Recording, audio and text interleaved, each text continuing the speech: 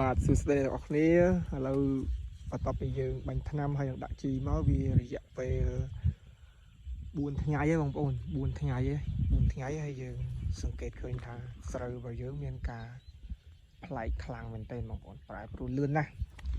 បន្ទាប់ពីយើងបានបាញ់ថ្នាំហើយរយៈពេល1ថ្ងៃឬ2ថ្ងៃយើងជះជីគ្រាប់ចូលហើយយើងប្រើនេះគឺយើងប្រើជី1ហិកតាតែ1បេកន្លះទេបងប្អូន1ហិកតាតែ1បេកន្លះទេយើងឃើញថាស្រូវរបស់យើងគឺល្អចាប់តាមឡើងមកមានតែវាស៊ីជីលឿនណាបងប្អូនស៊ីជីលឿនបើសិនជាយើងអត់បានបាញ់ថ្នាំមុនការពារទៅសត្វល្អិតជំងឺនោះទេអញ្ចឹងស្រូវយើងវាអត់ស៊ីជីទេវាស៊ីតែប៉ុន្តែវាស៊ីអត់ខ្លាំងដូចតែពេលដែលយើងបានបាញ់ពីលើស្លឹកហើយបានយើងដាក់ជីគ្រាប់បងប្អូនអញ្ចឹងវីដេអូនេះគឺអត់មានអីច្រើនទេបងប្អូនគ្រាន់តែបង្ហាញប៉ុណ្ណេះទេស្រូវយើងអាយុ1ខែ1ថ្ងៃហើយ